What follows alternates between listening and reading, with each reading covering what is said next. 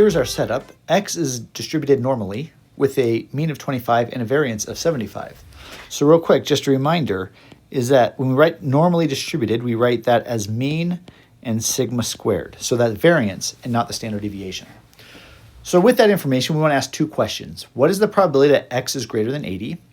And two, what is the value of X such that the probability that X is less than or equal to that value of X is equal to 0.5? So let's first look at this first question. And what we're going to ask here is, given this normal distribution, we want to find out what's the probability that we're to the right here if X is equal to 80. So we can write that out as looking at the integral. So if we want to use integration, we can write the integral going from negative or from 80 to positive infinity, because that's what the integral for the normal distribution is. 1 over sigma square root of 2 pi e raised to the power of negative 1/2 x minus mu over sigma squared dx. So that's how we would integrate this to find the area to the right of this curve. That looks rather unpleasant to do. And so instead what we're going to do is we're going to convert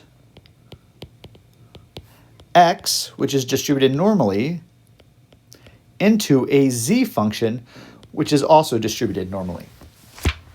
So to do that, we're going to write, we're looking for the probability that x is greater than x, or is rather not x, but is greater than 80. And we can rewrite this as the probability of x minus mu over sigma is greater than 80 minus mu over sigma.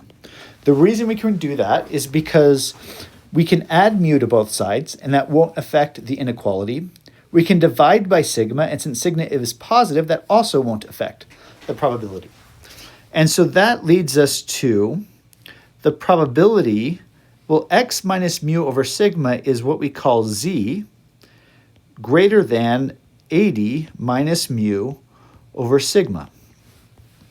Well, now we can plug and chug. So this is going to be the probability that z is greater than 80 minus, our mu is 75, and our sigma is the square root of 25. All right, and so now what we're going to do is we can solve this for z. So z is equal, or rather, not solve for z, I apologize. We can then look at this and find that the probability of z is greater than, and this is going to be a specific number now,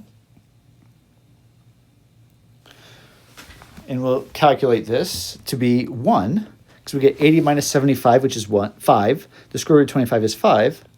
And so now we get that probability of z is greater than 1. So now we get the probability that z is greater than 1. So now we can use this information to go look at a z-table. So here's an example of a z-table. Now let's note real quick that what this table gives us is the value of z right here. And based on that value of z, which is found on the outside of this table, it'll then give you a probability, which is this area to the right of the curve, and that's the values we get on the inside of the table. So we are looking for the value when z is equal to 1. So I come down to this column all the way down to 1, and it's 1.00, so then I would come down here, and this is the value I get right there. And that tells me for a z is equal to 1, that the probability is equal to 0.1587, that z is greater than 1. So that's how I would use the table here. So with that, the probability that z is greater than 1 is equal to 0.1587. And so that is the same as saying the probability that x is greater than 80 is equal to 0.1587.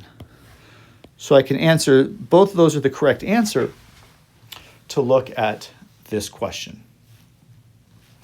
Now let's go to question 2. Question 2 is asking, what is the x such that the probability that big X is less than or equal to the outcome x is equal to 0.5? So I can set that up in a similar fashion. I want to know the probability that big X is less than or equal to little x is equal to 0.05. Well, I can then take an integral and solve that, and that's difficult. So let's standardize this into a standard normal.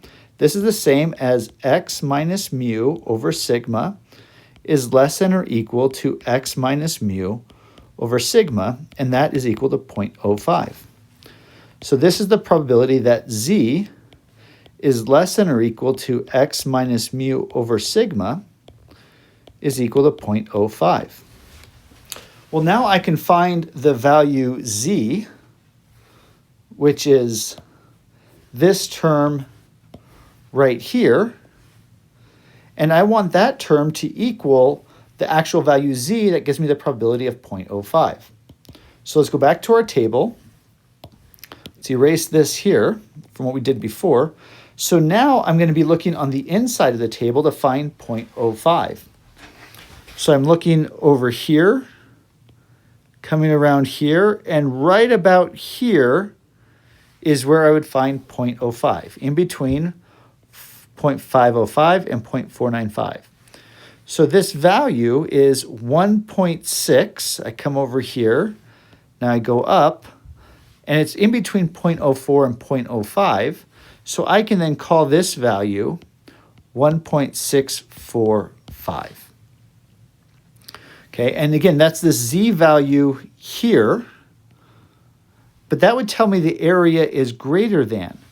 But in this question, we want to know less than, and so we're going to then look at the symmetry of this.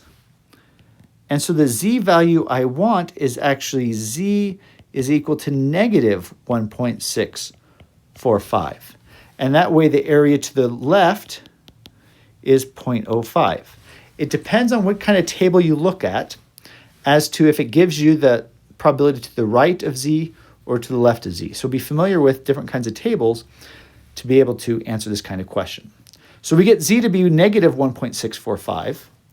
And so that means negative 1.645 is equal to x minus mu over sigma.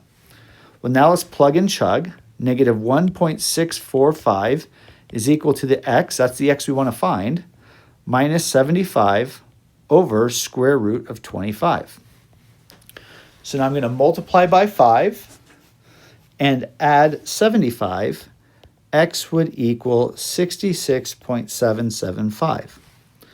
So what this tells me is that the probability that big X is less than 66.775 is equal to, or we had less than or equal to, 0.05.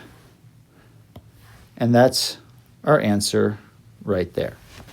So this is an example where we can take a normal distribution and we can find the probabilities by doing a z-score transformation, then using a z-table to find the probabilities and the z-score.